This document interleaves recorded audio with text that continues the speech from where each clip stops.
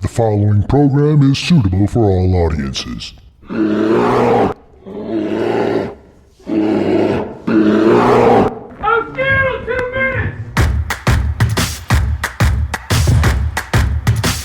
let this hard work pay off.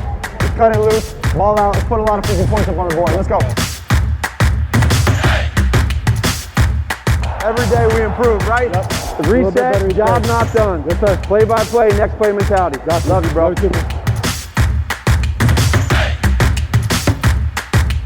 I want you to take a second to think about everything every one of you gave up to be in this position right here. I don't care what you did, you had to give something else to have this opportunity. So take advantage of it tonight. Play ball like you love it. Here we go.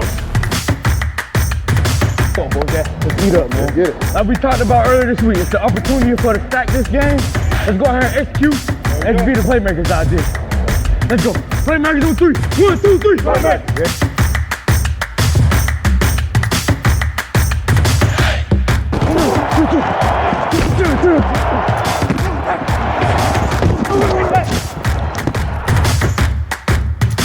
I'm going to challenge you right now for greatness. Yes, sir. You got me? Yes, sir. You take this thing over right now. Yes, sir. All right, here we go. Trubisky throwing left side of the end zone. Catch is made. Touchdown Bears. Attaboy! Attaboy! Great job. Snap. Trubisky throws the slant right. Robinson's in the end zone. Touchdown. A well-executed drive puts the Bears in front. Come on, boys. Keep it out. Demo, hell of a run, bro.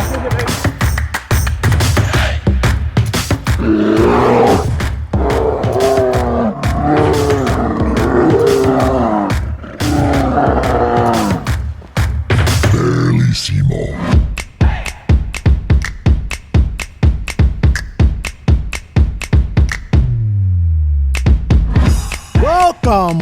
Welcome to Bearlissimo. It is Tuesday, March 3rd, 2020, and this is another brand new episode of Bearlissimo. We come to you every Tuesday live on our Mixlr.com channel. That's MIXLR.com.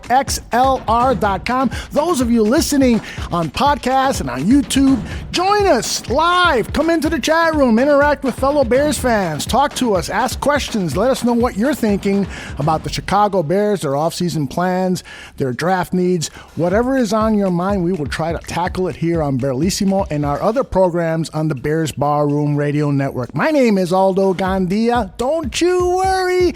George Bayliss is here. He is, of course, Bearlissimo. George, how are you, brother? I'm very well, Aldo. I'm glad that we're able to get started and obviously cover what we've seen at the Combine, which was incredibly late in the evening for me, I've got to say. It's the first time it's been on at prime time in the States, so that was a bit of a change for me as well, having to stay up a little bit later to have one of my fun times of the year where I get to watch guys run around in shorts.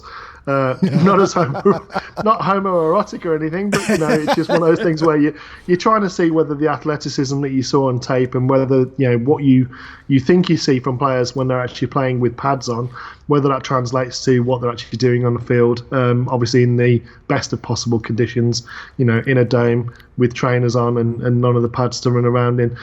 All it basically does is confirms whether guys are working hard in the off season and also whether what you're seeing in terms of things like just out and out pace, change of direction, acceleration, and some of the drill work as well. Sort of bend, dip, getting around the edge, those sorts of things with defensive players. Whether what you've seen on tape is confirmed or not based upon what you see at the Combine. So it was really interesting again, obviously, to watch it with that hindsight in mind. I've got a big board now of 300 players that I have adjusted some people off the back of it, and I'm sure we'll get into that all day. Absolutely. We've got a lot to get into in this hour of Bearlissimo. One of the things that I wanted to discuss with you, and we talked a little bit about it just a little while ago, was at the Combine, we learned certain things about players. For instance, Lance Zierlein was on the NFL Network. He does some great draft profiles at NFL.com. He's one of my favorites. He shared that Ezra Cleveland, the offensive tackle from Boise State, played in 2019 with a toe injury that limited his agility, and that toe injury now is fully healed, and it looked like it at the combine that he was moving really well, much better than he did in some of the tape that he looked at from last year. And that's kind of the cool thing about the combine, is that some of these stories come forward and we learn about players and perhaps what hardships they went through, and so that kind of clouds a little bit the tape. We know that the tape never lies, but sometimes it can be a little misleading because we're not totally aware of what's going on with team dynamics, injuries, and so forth.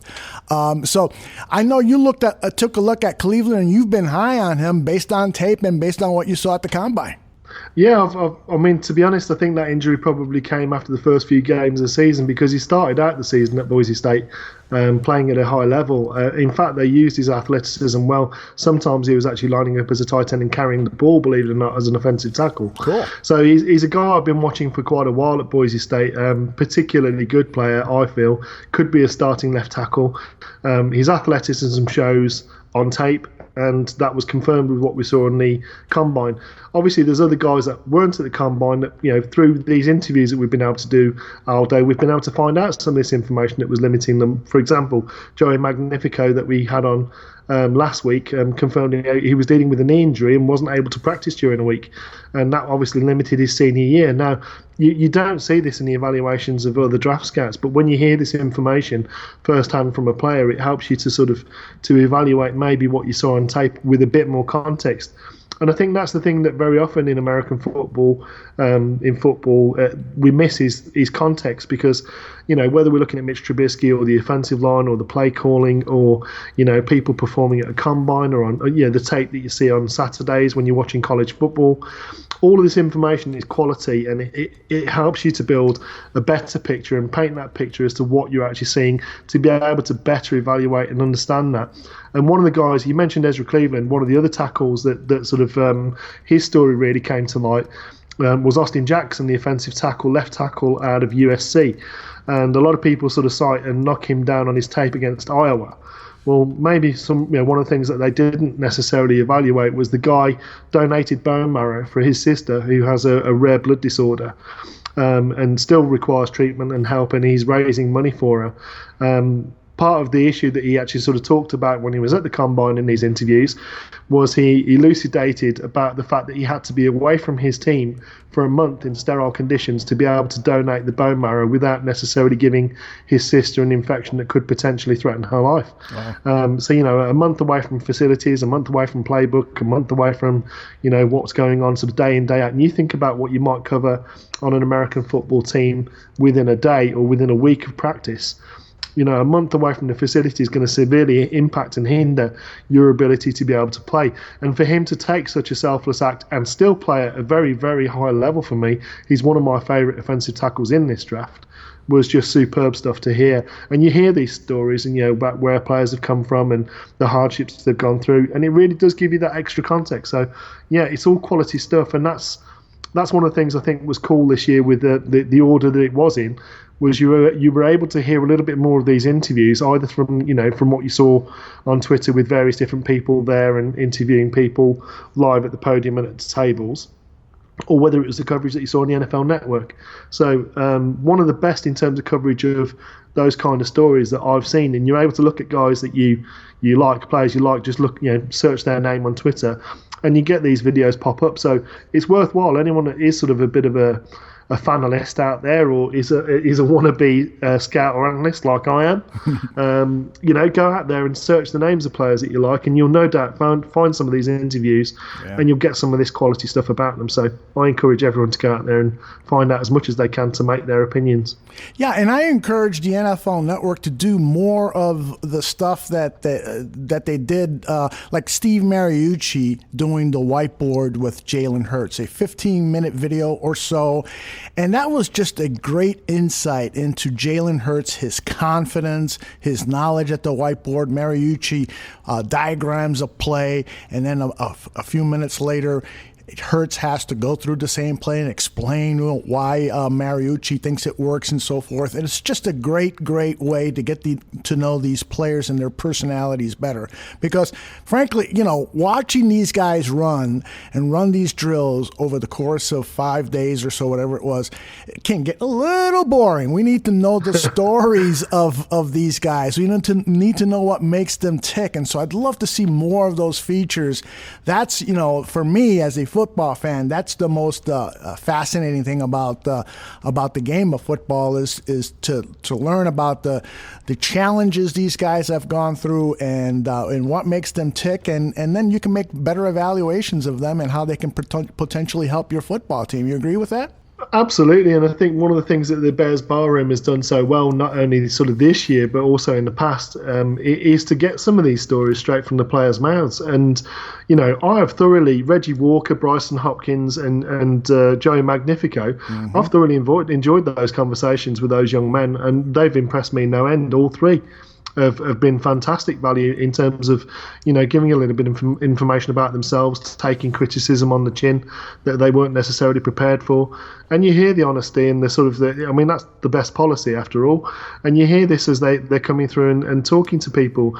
And if anyone's listening to this, either live or on the podcast, so I encourage you to listen to the other shows where we're able to interview people, including Draft on Tap. I know my brothers over there are going to be interviewing the FIU QB this week, so tune in for that as well. So stay sticking with the Bears Bar in, because we're going to bring you this, and it's going to be in a format that hopefully you enjoy and you engage with. And if you're in the chat room, you can sort of ask questions live when we've got guys on. And if you're not, listen to the content, make your own opinions, but do it with, like you said earlier, with that informed opinion. And that's what we try and bring here at Bears Bar Room. So, yeah, absolutely psyched for this draft mess, as I call it. It's like Christmas, but to do with the draft. And the content that we're able to bring to people, it's been fantastic so far. I'm looking forward to that to continue. All right, let's talk about the NFL Combine through the eyes of George Bayliss, a.k.a. Bearlissimo. What I want to do, George, is talk about some of the performances at the Combine and how they may have impacted your big board, which people can find at thedraftnetwork.com. I will try to put up a link on Twitter and Facebook channels so that people can head over there and take a look at your big board, because it's fun to take a look at where you've placed players. But let's talk about performances, and I think a good place to start is at the tight end position. And Albert O is somebody who really performed well at the Combine. How did he impact your big board, if he did at all? Okay, so what we saw from Albert O, 6'5", 258 pounds, running a 4.49. That's impressive in any context. But what it does tend to do is when you get something like that, I had already looked at his tape, and part of my process, just to let you in sort of behind the screen, part of my process is I will look at players and I will sort of look at their position, what I'm expecting to see from them, and I'll watch sort of 2 or 3 games, and very quickly in sort of 5, 6, 7 plays, because you're looking isolated players actually highlighted on the tape. When you're looking at it, you will kind of very quickly be able to see the kind of things that you want to see. It's one of the reasons that Cole Kmet had never really impressed me that much, was I kind of saw him rounding routes and not looking particularly athletic or bending or getting out of his breaks very quickly. I saw someone who was clearly an athlete. I saw someone who was clearly big and strong, but I wasn't particularly impressed with the route running side of his play. Now, that doesn't necessarily mean that he can't be a tight end in the National Football League. Quite clearly he's going to be. But with Albert O, what I saw was a lack of production last year and sort of shorter routes. And I think that was possibly because of the drop-off between Drew Lock being QB in the previous year and obviously the QB that they've got now.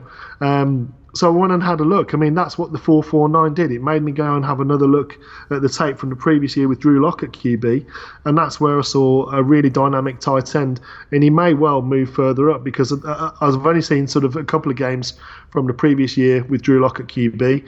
I'm going to look at more, and that possibly might move him further up my board. So that's kind of, I'm assuming that that's the sort of thing that some of these scouts at teams will do. I mean, obviously they will have seen more of a player live. They will have access to the All-22. it'll be their job to look at regions and position groups and things like that. They should have done the work by now. But certainly the draftniks that are out there, the finalists, the home evaluators, those sorts of things, that's what necessarily these combine performances will make you do. They will make you go and look at a greater sample size and maybe that you'd ruled people out. So that's what I'm going to do with Albert O. He's impressed me. He has already moved up in terms of banding. I previously ranked my tight ends and put them in bands. He's moved up banding. It's a case of when I've looked at more tape, I'll be able to have a better idea about where he sits in terms of order. Currently, I think he's 7. Is he on my list? 7 on your list, 116 overall. Yeah. And I wanted to ask you about who you have at number 9 from Vanderbilt, the tight end Jared Pinkney, who did not have a good combine. He ran a slow 40. I think it was a 5.04, if my memory serves me correctly. And he was not very impressive in the drills. How much did his performance at the combine affect your evaluation of him? And let me know if you think that he is still a possibility for the Chicago Bears. Realistically, now I think he's probably going to be moving down even further than he was. His athleticism didn't really show. Didn't show massive athleticism. He's a big guy and he's a strong guy. But the worst drill at the combine was the sled drill. And I don't know if you managed to see that with the tight ends. Missed it. But he hardly got any movement on the sled drill at all. And that should be his forte. That's his game. He's an angry winner when he's got the ball in his hand. Reliable catcher from what I've seen on tape, but in the drills he struggled. Certainly in terms of his 40 time was not a great performance there. Vertical, not a great performance there. Not particularly outstanding in the bench press for a guy that needs to rely on strength over speed. So he really did underwhelm and has moved him. Unfortunately, his tape wasn't overwhelming, but it was decent. He doesn't necessarily get massive separation. What he does do is body people well, so he gets himself between, the defender and the ball, and he's able to catch with a bit of strength through that contact. And if he gets the ball in space, then he's able to run over the little guys. So that's kind of what you're going to get from him. But whether he's now draftable for the Bears, I'm thinking not with the number of picks that we have and the needs that we have to be able to fill. Some other team might take him potentially in one of the later rounds, but I think he's now firmly moved himself now into the later rounds in terms of where he sits. He's going to be no doubt dropping down further on the board as I watch more and more tape from these guys who are a little bit lower that perform better. I understand that Josiah DeGuara was also another winner from the tight end position at the combine. Do you agree with that? I saw the video of him at the bench press. That was pretty remarkable. I think he had like 41 presses on the bench press. It was one of the higher marks ever for a tight end at the combine. Your thoughts on the tight end from Cincinnati? Yeah, so on tape, he looks like an athletic guy, runs at 100 miles an hour. Not necessarily at the right place, but he's a guy who's an effort blocker. Runs really well, gets in and out of his breaks well. Previously, I hadn't sort of thought of him as being a strong guy. In terms of his blocking, that certainly doesn't pop off on tape. He had 25 reps, Aldo. Oh, my bad. The bench. Yes. No, that's okay. But I mean, the guy that was probably more impressive on the bench was Hunter Bryan, because he really is sort of a strengthened up wide receiver. Yeah. So he had 23 reps, and that was impressive. Mm-hmm. Pinkney had 23 reps as well. Bryson Hopkins did really well with 21 reps. But yeah, Josiah DeGuara, what I saw in sort of his ability to block, and I'm not sure again whether it's Cincinnati scheme, but he seems to be a move guy. So he's not an in-line necessarily. Sometimes when he's in line, he's over-trying, and so he loses balance and sort of pitches forward and he's off balance, and if he doesn't make great contact, he ends up on the floor. In space, he needs to be sort of slightly less excitable, break down, and use his size advantage over defensive backs. So there's definitely clay to work with. Athleticism, speed, in terms of his agility, his things like that. Obviously, he performed well there. But it's a case that you're going to have to work with him into. So a later round, still a later round tight end for me because there are, like I say, there's quite a few holes that need to be plugged and changed. Stephen Sullivan as well, the LSU tight end, converted wide receiver. He had a really good combine, particularly as you'd expect with a converted receiver on the gauntlet drill and things like that. We're actually catching the ball and running routes. He was really outstanding for that from in terms of the performers at the combine. Obviously Bryson Hopkins, exactly as I'd expect him to do. Great route running. Cole Kmet, a little bit stiff in the hips. Rounds off routes a little bit, but very quick in a straight line. Mm-hmm. Gets away from the line of scrimmage, with great explosion, which you'd kind of expect for the kind of numbers and the broad jump and things like that he put up at the size that he was. A good 40 time 4.7 at 262 and 6'6". Quite impressive. Not Albert O kind of figures, but still nonetheless impressive at his size. But his three cone, as he shows, this is what I'm saying with the change of direction. It shows up in things like three cone. It shows up in terms of like the drills of getting in and out of breaks and that kind of thing.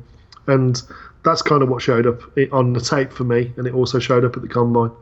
But yeah, those guys performed very well. Josiah DeGuara out of Cincinnati is another guy I'm going to have to look more at the sort of the full game tape, so I can evaluate his blocking a little bit better to see whether he has the actual top chops to be able to do it. If he does, he could move up a little bit further as well. Let's turn our attention to the quarterback position. I mentioned Jalen Hurts in his interview with Steve Mariucci, how impressed I was with him. You took a look at his drills. What was your evaluation of Jalen Hurts? And do you think that the Bears should consider him as a second-round draft pick, a developmental-type quarterback? Second round, definitely not. Not for me. So the Mariucci stuff, I've no doubts that Jalen Hurts is a smart young man. He is able to look at a whiteboard and to be able to decipher what the coverage is and who he needs to go to. He's able, if he's got lots of space and sort of you move him out of the pocket, same as you would have to do with Mitch Trubisky behind a dysfunctional offensive line. If you move him out of the pocket, get him in space and doing half-field reads, he's able to do that. If you want to stand him inside of the pocket and get him to diagnose coverages from the pocket, he struggles. There's no getting around it. I mean, as much as he is clearly a leader of men, he's clearly athletic, he can clearly throw the ball when the conditions are right. The conditions aren't always going to be right, and he's going to take a lot of work, possibly, to be able to get that. He might not ever get the acuity to be able to look instantly and diagnose and go to the right place.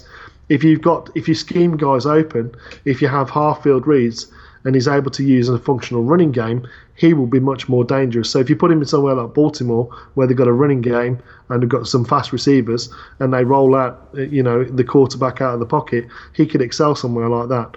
If you put him somewhere where he's going to stand back in the pocket with a dysfunctional running game, as the Chicago Bears had last year, and we don't know what we're going to have this year, for me, he's a late round project quarterback, despite the pedigree, despite what he's done in terms of both at Alabama early on and last year at Oklahoma.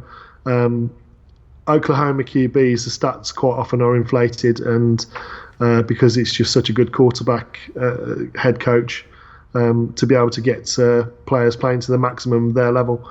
I just don't see him doing the processing in terms of looking at coverages, knowing instantly where to go. He knows it on the whiteboard, no doubt. No doubt he knows it on the whiteboard. There's a difference between knowing it on the whiteboard, doing it on the field, and that's what I didn't see at the Senior Bowl particularly. Now, when he's with a team and he's spent more time with them and he knows everyone inside out and he knows the scheme inside out, he's going to be able to do it. But that's not what the Chicago Bears currently have. Just as a counterpoint to your argument, Adam Hogue and his latest mock draft that you can find at WGNradio.com, he talks about his skepticism that the Bears are going to find a veteran quarterback in free agency that's any better than Mitchell Trubisky, and so he thinks that the Bears should take a crack at a developmental quarterback, and he believes that with the 50th overall pick, Jalen Hurts would make for a good choice. I'll read a little bit from his his 3 paragraphs here. I'll read the final paragraph. If you want to take a true swing at a potential star quarterback with a second-round pick, you have to draft Jalen Hurts here. It might be risky, but every time I type out the word risky, I am reminded that we're talking about one of the most decorated college quarterbacks in this century. Hurts lifted up 2 blue blood programs, Alabama and Oklahoma. He's nothing but a winner with a high character background, competitive work ethic, and outstanding football IQ. In some ways, this feels like a do-over on passing on Deshaun Watson. So if Adam Hogue is listening to your podcast, George, let him know why you disagree. Adam Hogue, I'm talking to you directly now, mate. I know we've spoken in London. We've both had a beer together. I'm afraid comparing him to Deshaun Watson is like comparing Mitch Trubisky to Drew Brees. That's the best analogy I can give you for it. My quarterback rankings, I've got Joe Burrow number 1, Tua Tagovailoa, Justin Herbert, who elevated himself at the Combine, did particularly well. Jordan Love as being a possible first-round quarterback. Some team is going to fall in love with Jacob Eason and his arm. For me, he stares down far too much wide receivers. Jake Fromm underwhelmed with his athleticism, but all he ever does at Georgia, or certainly for the first 3 years of his career at Georgia, is hit open wide receivers and throw people open and anticipate coverages. He reads coverages really well and goes to where he needs to go to. Likewise, Anthony Gordon, but a smaller sample size. He's my next QB. And then at 131 overall, and 1, 2, 3, 4, 5, 6, 7, 8th on my list is Jalen Hurts, just above Cole McDonald. So I think some team probably may draft him in the second round. I would be amazed whether Ryan Pace would actually take a swing on a kid that would be equally as much of a gamble as Mitch Trubisky, and possibly the same sort of athleticism, but not as big as Mitch Trubisky. And obviously you're sort of 3 years invested in Trubisky, whether you would want to have someone to compete with him who still needs as much work, if not more. I think that would be a leap too far, certainly in the second round. If he's there in the 4th round at the comp pick, take him, because I think the value would outweigh the risk there. In the 4th round, you could potentially get a long-time starter in the NFL. No doubts that he might be able to do it. I don't see it on the tape, and I don't see it in my evaluation of what he's done at quarterback. Yes, he played at Alabama, but the receiver talent, the running back talent, the offensive line talent he had there was way better than anything he played against. And the same with Oklahoma. Most weeks, he just had talent around him that was just so much better than the opposition team, that it was easy for him to stand out rather than someone like Anthony Gordon, who had lesser talent to work with at Washington State but still put up absolutely fantastic numbers and shows the ability to be able to read and diagnose and get the ball out away from his arm really, really quickly. So I would rather take Anthony Gordon, Jacob Fromm, both of those guys over Jalen Hurts. Jacob Eason, for me, I've got him rated higher than Fromm and Gordon, but that's because I think a team is going to fall in love with his arm and his arm talent. So that's what I've got for you. Well, and give me your evaluation on Jordan Love, because he really helped himself out at the Combine, or at least even before any of the drills. There was scuttlebutt about Jordan Love, and that NFL general managers and scouts were in love with him. And in fact, one of the commentators on the NFL Network said that he was the second best quarterback after Joe Burrow in this draft. What are your feelings about Jordan Love? Does he deserve all this love, pun intended? Yeah, well, he's definitely got all of the attributes and talent, size, athleticism, the arm strength, the ability to drive the ball, quick release, athleticism, in abundance. He's got everything that you want in terms of those sort of things. Obviously, a dip in production in his final year in college, but he's also had a number of offensive coordinators at his university, Utah State, as well, and they're not necessarily a massive program. They're a program which is on the up. But they are nonetheless, attracting lesser talent in terms of being able to pull in recruits. They're pulling from a smaller talent pool and, competing against teams like Oregon, USC, people like that. So it's much more difficult for them to get talent around him.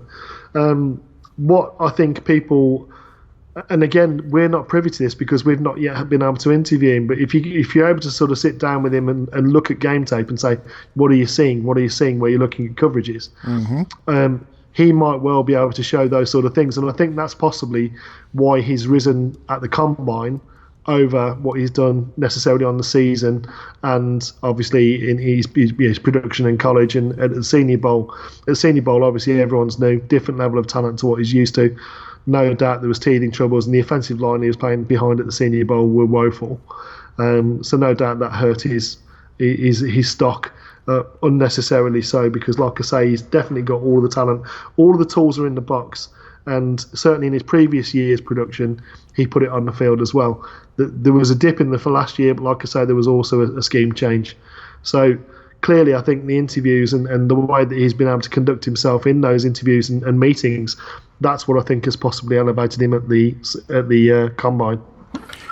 Let me do a little detour here for just a couple of minutes because I'm dying to get your opinion on Nate Sudfeld, who has now become a topic of discussion for the Chicago Bears.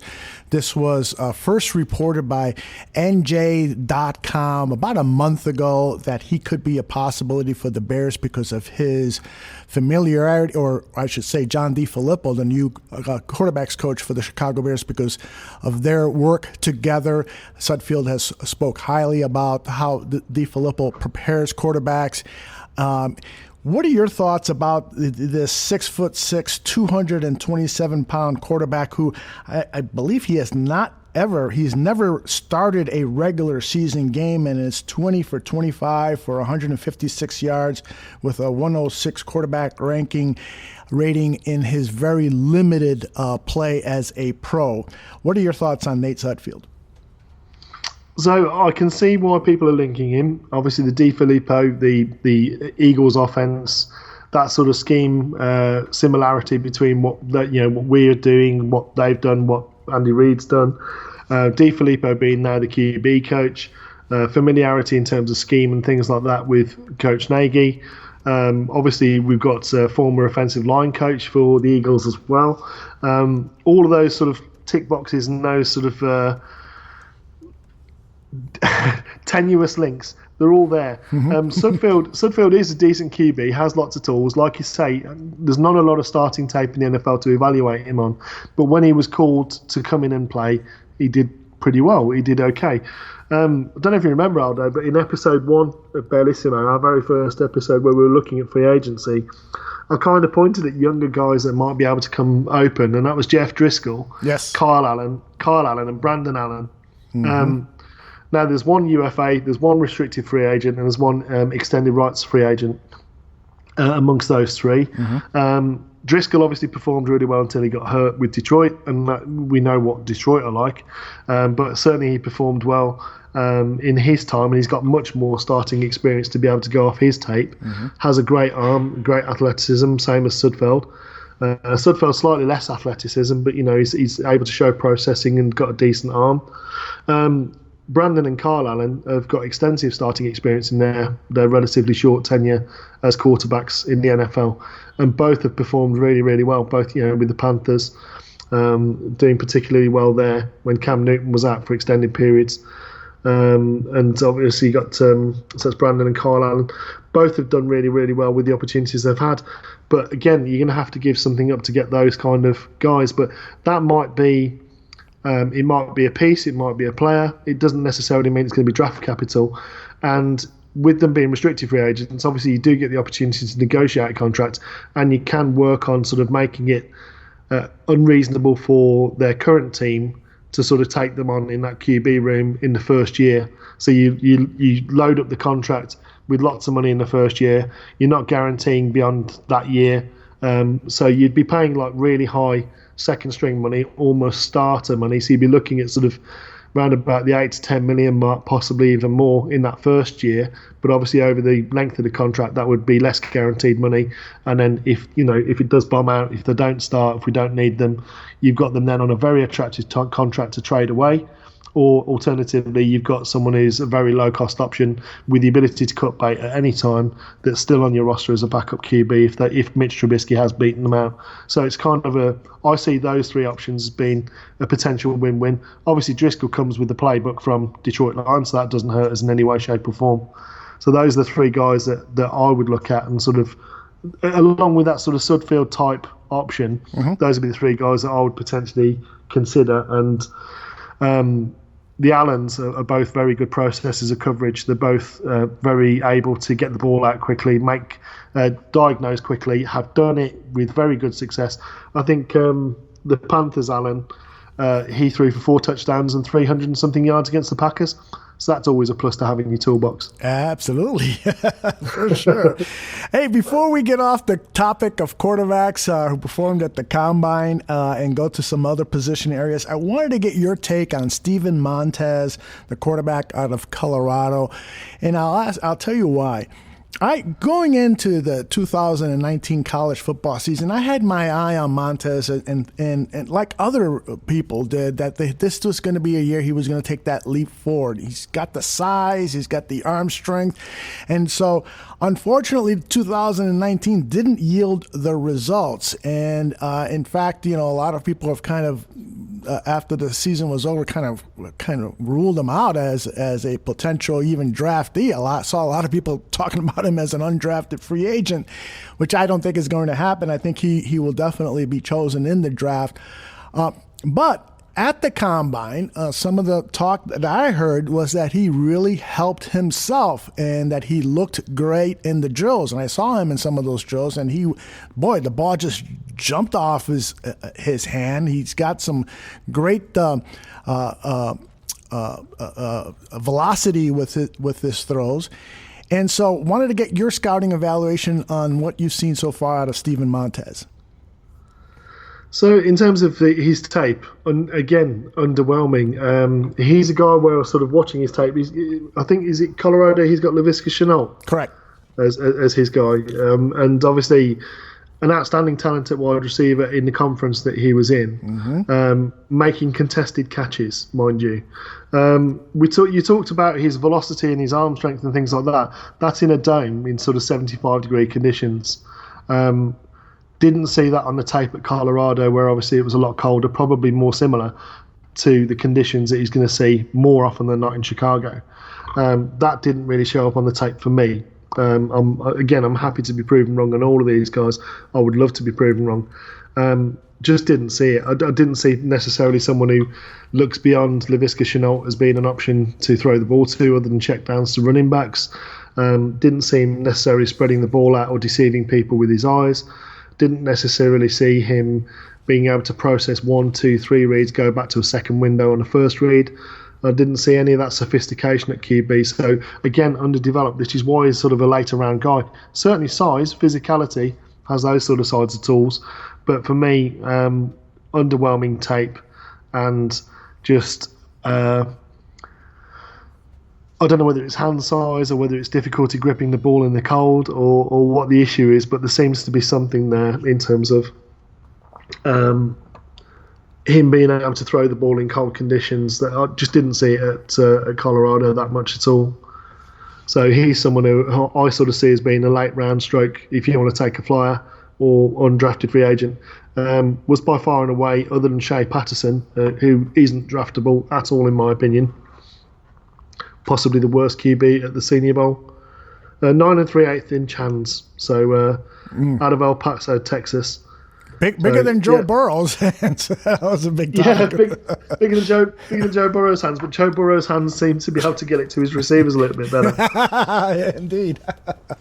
Hey, lots of debate going on in the chat room regarding Jake Fromm. Ramey does not like him, and Swanky is a big fan of Jake Fromm and says don't count him out. I'm looking at a recent report from Brian Perez over at NBCSports.com. Our friend Brian says that Jake's poor NFL Combine could actually help the Bears, meaning that he's going to drop in the draft, and so maybe you pick a guy like Fromm in the 4th or 5th round around as a developmental player.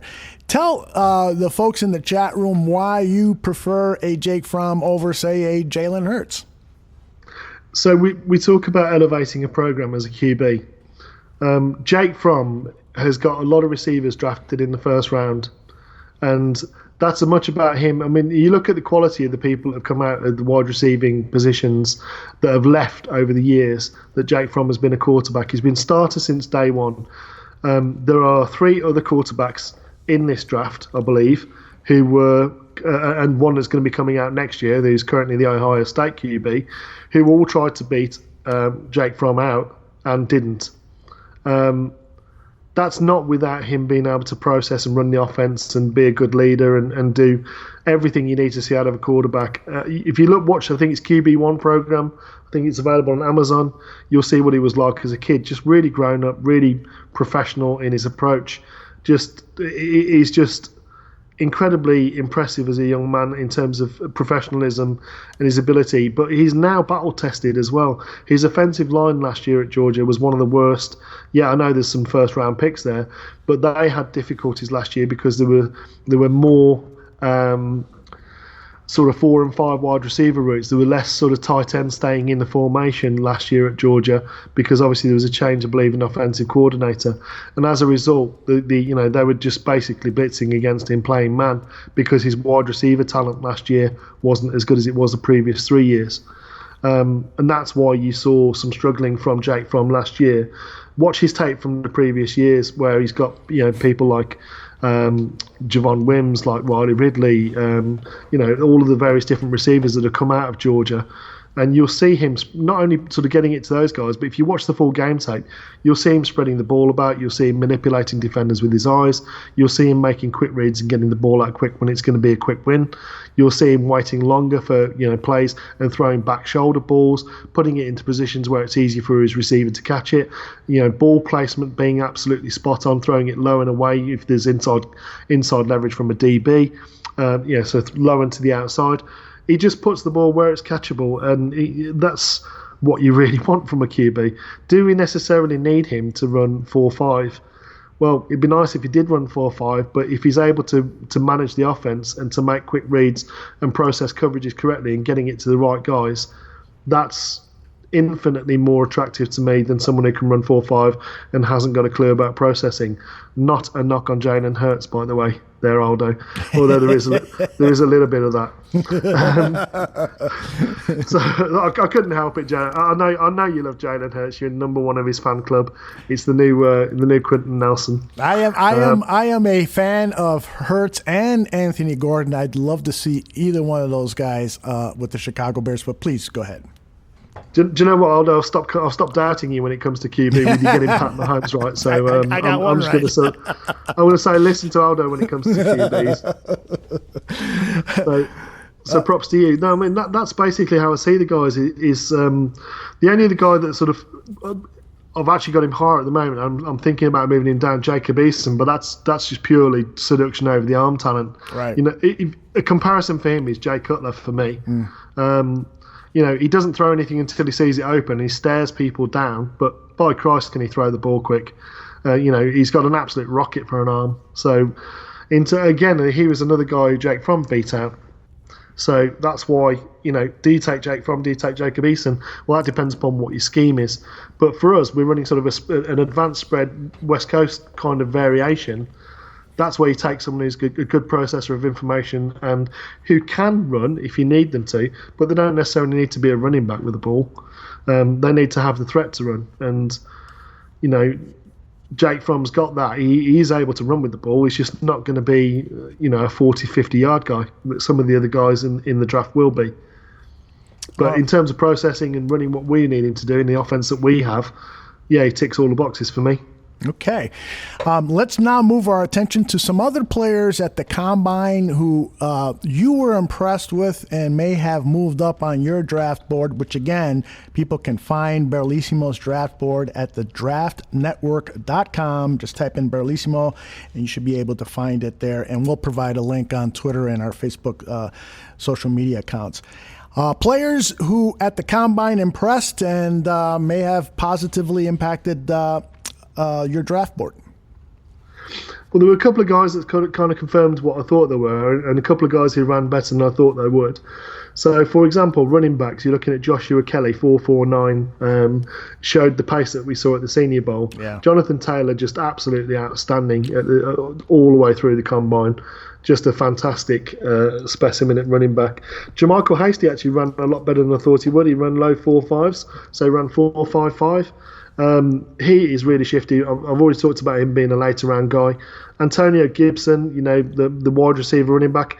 If I've tweeted it out, actually, if you look at MathBomb and you look at you search MathBomb Antonio Gibson, you'll see that he's put out both as a running back and a wide receiver, his stats and metrics, which is what we saw in terms of his tape in his last year at Memphis. And he was in the high 9s. That's the elite range as both a running back and wide receiver. Watch his tape at the Senior Bowl. Watch his tape against SMU. Tell me that that's not a player that you want to have. There were some guys, defensive backs, linebackers, that really surprised me. The edge and defensive lineman was a little bit underwhelming in terms of their performances. No one really sort of stood out as being exceptional in those positions for me. Defensive backs were some of the guys that were sort of surprising, guys who had kind of ruled out on tape. The one linebacker I'll come back to was Willie Gay Jr. in Mississippi State. Right. When I was looking at the tape of him, he was one of these guys that I talked about, Aldo, where I kind of ruled him out because he looked a little bit like a headless chicken for me. So he had the athleticism. He looked quick, but for me, he was running up blind alleys. He was struggling to get away from blocks. He was struggling to work through trash. In terms of diagnosing, he just looked like an underdeveloped linebacker. Well, with his athleticism being the way it is, he's a guy you're going to have to look at again, I think. The two Clemson DBs and linebackers, all of them ran really, really well. So that's another case of some of the safeties that have got there with the lower end of their safeties. I'm trying to think of his name. I'm just trying to find him again on here. But he ran in the 4.4s. Tanner Muse. So he wasn't a safety who necessarily started at Clemson, but he's someone I'm going to have to go and look at sort of full tape because he ran a 4.41, 220 pounds. So he's a more of a thumper, and running at that sort of speed, he's someone I'm going to have to look at again. Javelin Guidry out of Utah. Any of the Utah defensive backs, you're going to have a decent player on your hands. Javelin Guidry was a guy who played some nickelback, he played some safety. They actually played him in the box quite a lot, which was a little bit surprising because he's sort of under 5'11", about 180 pounds. So not particularly a very physical specimen, but in terms of running, he ran a 4.29 at the combine and, was an excellent performer in all of the drills the defensive backs did. A guy who, we've spoken to at Senior Bowl, Aldo, and we've been talking about since episode 2, Kindle Vildor. He had an absolutely fantastic performance at Combine. Jeremy Chin, fantastic performance at Combine. Yeah. Again, Southern Illinois tape is not particularly easy to get hold of. So I'm going to have to try and find more of it. But those were the guys who sort of really stood out for me. Those are the most outstanding guys that I saw, certainly, in terms of their performance. Made me want to have another look at their tape. And they're probably going to move up off the back of it. You mentioned Willie Gay Jr., and that's another example of the importance of these interviews with players because he was actually suspended for a while, so he had some off-the-field issues. I'm not quite sure what the entire story is with that, but you of course you want to draft guys who come in with high character and so forth, and a lot of times these problems that lead to suspensions are misunderstandings and are forgivable offenses, but that's a guy who whatever he does on tape and whatever he does at the combine, you want to make sure you're drafting a guy who's just going to stay out of trouble and so forth. So Willie Gay Jr. would try to get more information on what his issues are and share that with our audience here. Sure thing. I'll take a look at that. And we can't really talk about the combine without talking about, again, another one of my favourites, Aldo, and that's Denzel Mims. Oh, yes. oh boy. Yeah, I hear you. I mean, how long have we been talking about him? It just seems like an inordinate amount of time, and with good reason, because everything I saw on the tape in terms of his just out and out speed, at the size that he is as well, and the length that he is, just absolutely outstanding, mind-boggling numbers at every single drill that he ran. Just going to pull up his stats now if I can do it. Just getting him up. Yeah, and I'm looking at your big board here. You're probably going to move him up on your big board, because I see that he's got 1, 2, 3, 4, 5, 6, 7, 8, 9. You got him at number 10 on your big board, just below Brendan Ayuk. KJ Hamler, he's at number 8. T. Higgins at number 7. Jalen Rigor from TCU at number 6. Justin Jefferson at number 5. Laviska Shenault from Colorado at number 4. Henry Ruggs. What speed? It's just a ridiculous draft class for wide receiver. It's just, I mean, if you look at it, I mean, Denzel Mims, I mean, who can you realistically put him above there? I mean, because all of those guys that are above him are just absolute phenoms. Jerry Jeudy at the top of it, just absolutely outstanding. So, I mean, Jerry Jeudy, CeeDee Lamb, Henry Ruggs, Laviska Shenault, Justin Jefferson, Jalen Reagor, T. Higgins, KJ Hamler, Brandon Ayuk, Denzel Mims, Donovan Peoples-Jones, Van Jefferson, Colin Johnson, Michael Pittman Jr., KJ Hill, Tyler Johnson out of Minnesota, Devin DuVernay, Antonio Gandy-Golden. I've got Antonio Gibson in as a running back on my list, but he's equally a wide receiver that you'd be putting in and around that sort of Donovan Peoples-Jones. He'd be above that because he gives so much extra value. But Denzel Mims, I mean, there's going to be some of these guys that are above him are going to fall. At least one of them is going to fall. And if you can't get Denzel Mims, if you can get a Brandon Ayuk, a KJ Hamler, a T. Higgins, a Jalen Reagor, a Justin Jefferson, there's no way Justin Jefferson gets out in the first round for me. Laviska Shenault might, because he didn't run an outstanding time at the Combine. But any one of those guys, even down to Van Jefferson, you're going to get an outstanding wide receiver who's going to be a deep threat. And I only see that as being a position of strength for the Bears. I mean, if we're going to go for one, do we want to overpay in free agency? Do we want to trade away? Bearing in mind how much wide receivers are when they're good to re-sign. Look at Amari Cooper's numbers. It's a position in the draft, that edge, tackle, those three. If you can pick up a good one in the draft, you're set in terms of your cap, because you can prioritise it in less expensive positions in free agency just to top you up and tide you over. If you can make sure you can draft good quarterbacks, good tackles, good defensive ends, stroke edge guys, wide receivers and cornerbacks and safeties. I know that's a lot of positions, but if you can at least hit on some of those with your earlier picks, those are the more expensive. Defensive backs, not so much. Cornerbacks, yes. So the ones that cost you a lot of money, QB, tackle, edge, cornerback. Those are the ones that cost you the most money, and then closely followed by a cornerback with wide receiver. So those are positions I think the Bears, realistically, that's what we're going to be looking at with our 2-2s, our 4th round pick and into the 5th round. That's what we're going to have to sort of look at. And some of the other positions are going to, because there is some value there. There are some players that are going to fall. It's going to be a case of who falls, because that's going to change the priority when it comes to drafting. Obviously, what we do in free agency is going to affect that as well. Got to get your thoughts on the numbers that Chase Claypool, the wide receiver out of Notre Dame, put up. He's one of my favorites. I know you've got him 192 overall on your list, and it's hard to argue. I mean, there's so much talent at that position, but do you have him that far down because you have concerns about him, or is it because there's just so much talent at the position?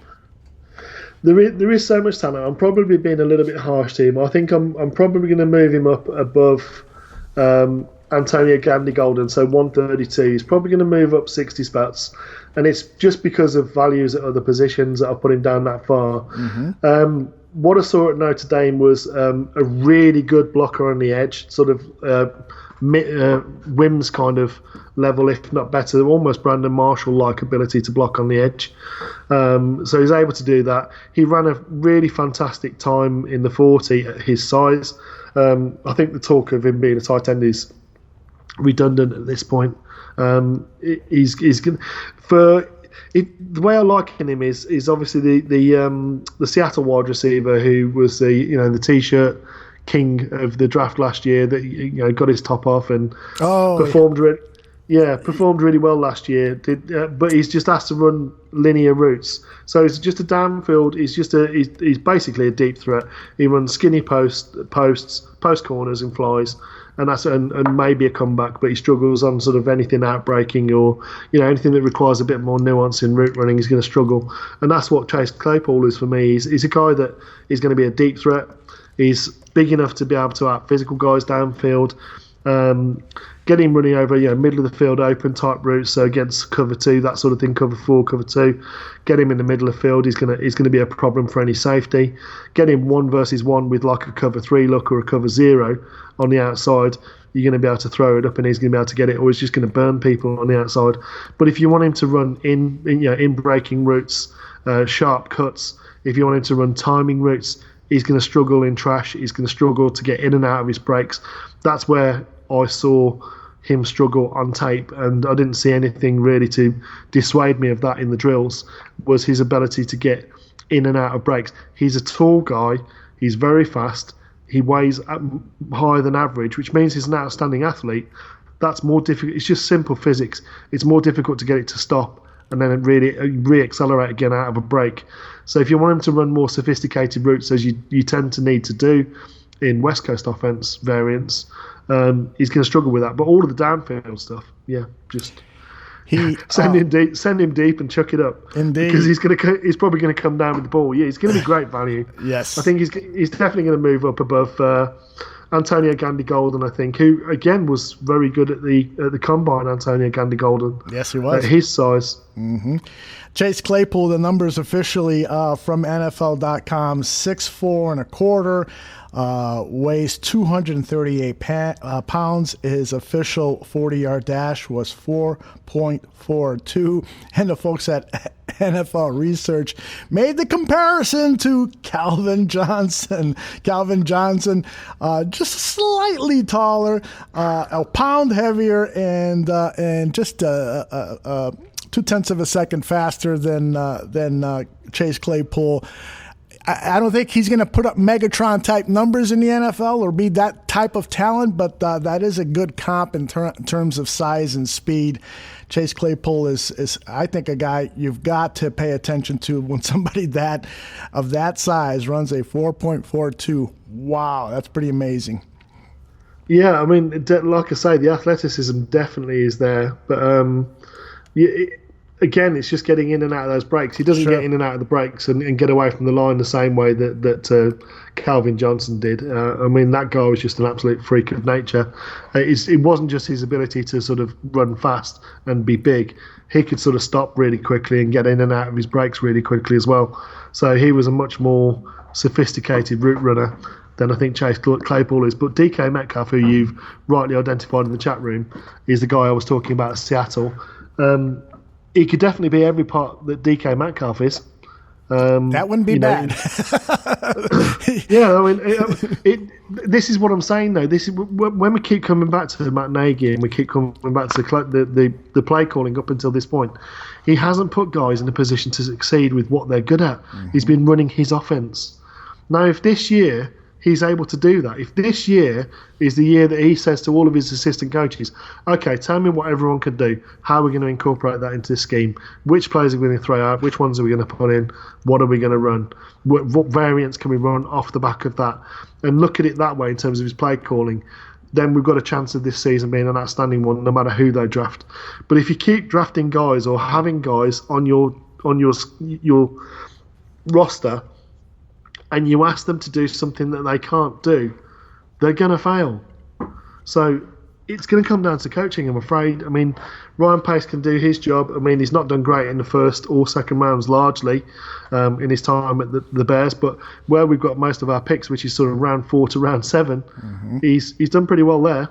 Yes. So that with the sort of the depth of wide out, running back, tight end, some of those positions, lesser so at quarterback, I feel. Like I say, I think there's going to be a ridiculous amount of quarterbacks going the first and second round this year, and I'm not sure whether the guys who are still going to be on the board in the second round are going to be worth taking there, or whether we can look at, moving back or getting out of that spot in the second round and picking up some extra picks, later on and use those to maybe move up and package to get a third round back and get a QB at some, that third, fourth round range.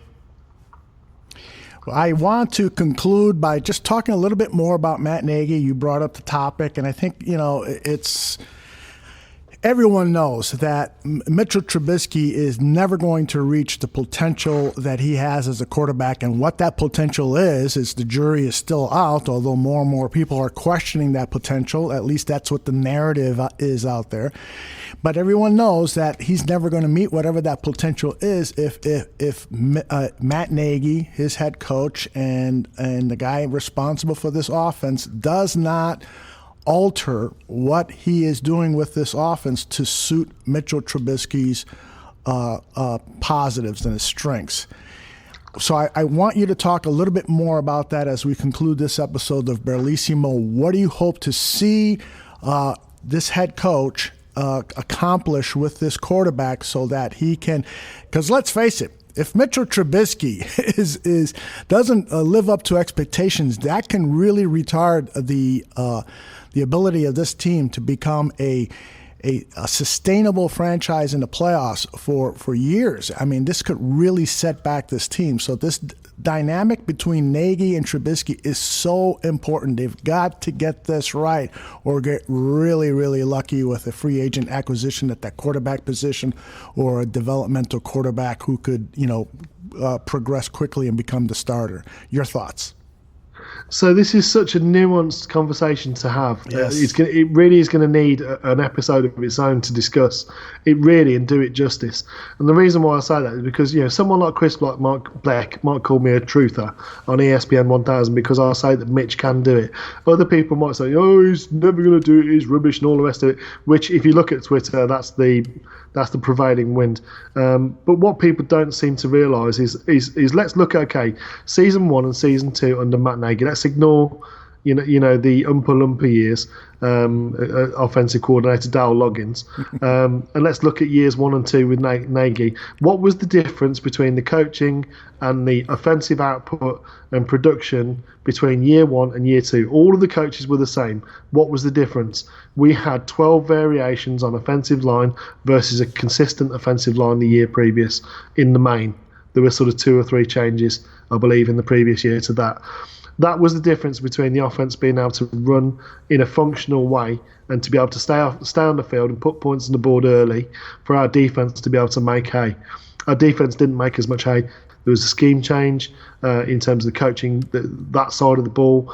Our offensive line had 12 variations in 16 games. Our head coach didn't make any allowance or change for that. That's where the struggles with this offense were last year. He wanted to expand the playbook because he said at the preseason he was going to expand the playbook. And that's why he did it. What he should have done was look at what he had on the offensive line. We had an undrafted free agent defensive tackle who practiced exclusively, as you would have heard if you'd listened to Bears Bar Room, at right tackle in all of the off-season and all of the preseason. He was playing at right guard. We had a swing tackle who was on the Detroit Lions and couldn't start there. Has never been a starting tackle. He's more of a left-sided tackle than he is a right tackle. He was playing right tackle when Massey went out with vertigo, stroke, concussion, stroke, whatever it was that was aiding him. We didn't make any changes. We didn't make any variations. So what kind of things help an offensive line in flux and a QB who's behind that offensive line? Get the run game going. How do you get the run game going? We put more bigger bodies on the field and we run the ball behind those bigger bodies. So what happens when we put 2 tight ends and JP Holtz as a fullback on the field and we run with power straight up the middle? Oh, look, we get 6 yards a clip. Do we stick with that? No, we don't. We go away from it. We run 3rd and 2 shotgun. Wham blocks from JP Holtz that he didn't execute a single one all year. You got Leno being a revolving door at left tackle. You've got Coward falling over at right guard because he's trying too hard and playing without balance. You've got a guy who can't bend or dip at right tackle, who struggled certainly late on, and obviously 2 guys on injured reserve on the offensive line, plus a change at centre and guard. And we didn't make any changes or allowance to that. So when we talk about Mitch Trubisky, let's not ignore the fact that he was playing behind that. How does that affect him? No running game means what to play action? No one's going to bite on it. So on downs 1 and 2, where it's 1st and 10, 2nd and 9 or 8, because you can't run the ball, you're going to have guys dropping out of the box. You're going to have 7 on the line of scrimmage in the defense in the box. They're going to show you, say, dare to run against us, dare to run against us. We didn't, because Nagy wouldn't do it. And they knew that then on 3rd down, when it was 3rd and long, they could drop 8 people into coverage. Where's Mitch going to go? Where is he going to go? They're still showing 7 at the line. So we're going to be calling coverages, and we did. Have a look at the tape. We called protections with sort of 7 and 8 man protection, meaning 2 or 3 at best, more often than not 2, on routes, one of which would be the designed receiver. And they'd be dropping 8 people into coverage against that. And we would have 7 or 8 people left back at the line of scrimmage protecting against 3 or 4 rushers. And still they were getting beaten because the offensive line was in such flux. It was just the worst example of year 1 to year 2 as a coach. There was a massive regression in coaching. It was Nagy. It was his play calling, I'm afraid. Because what he should have done was, as a coach, he should have been saying, okay, what can this line run? What can we do to get the run game going? We get the run game going, Mitch will take care of himself. He can run the speed option, he can run the RPO. We can then legit pass, off play action. Mitch is really good at play action. That's what we should have done. But did we do any of that? We didn't do any of that. So what needs to happen this year for Mitch to succeed? We need the offensive line to be a consistent unit and to play together and to rep against every single front in the off-season. They need to work as much of the off-season as they possibly can as a unit. Okay? Once we've got that going and we're getting the run going and all that sort of side of thing takes care of itself, you will see a better quarterback, whether it's Mitch or anybody else behind the centre. You will see a better quarterback when the run game is going. You can only get the run game going with a consistent offensive line, knowing what they're doing against every front and executing it effectively. And until we see that, nothing is going to change, Aldo. As positive as I am about the Bears, I love the Bears, and I was positive about Nagy in the first year. He didn't adapt when things changed in the second year. That's what he needs to do this offseason. I did hear some of it in terms of his speech in the preseason, with the combine that we did last week, the interviews there. I heard some of it. I've got to see it. That's the difference. Well, I think you stepped up in the pocket and delivered a 50-yard bomb down the sideline. That is what everybody in the chat room is saying. They love your analysis of Matt Nagy. And it's clear that you're not excusing Mitchell Trubisky's performance and some of the mistakes, but you have centered, the problems right at the shoulders of where I think they belong to the most, and that is the head coach who just failed to adjust accordingly and failed to play to the strengths of his roster. You said it much more eloquently than I did, but that's just really, really well done there, Mr. George Bayliss. Thank you, Mr. Aldo Gandhi. It's like it's been talked about since the Grecian times. Okay, so the ancient Greek philosophers. If you repeat the same thing when you're trying to teach someone something, and the child fails, or in this case, the player fails, who is the person that's not learning? It's the teacher, not the student. Mm-hmm. And that's what we need to do. Very well put. This will conclude our episode of Bearlissimo for Tuesday, March 3rd. And I got to tell you that Duke in the chat room said that this topic just deserves its own show. Just like you said, this conversation regarding Nagy and Trubisky is the highlight of what needs to be addressed this offseason. And so let's devote more time on next week's show on March 10th when we're back here on Mixlr.com live, and the podcast available an hour or so after we're done live. And also get ready for Free Agency Frenzy, which will start on March 15th, and we will be talking about that and a lot more on the next episode of Bearlissimo. George, it is all yours. Say goodbye to your fans. So thank you for everyone for listening in, and I encourage you to listen in later on tonight and this week. Shy fans in the stands are going to kill it as they normally do. Draft on Tap to have James Morgan out, Florida International, a possible QB that might be up for the Bears, so listen to that. And of course, 100 Proof is going to absolutely kill it.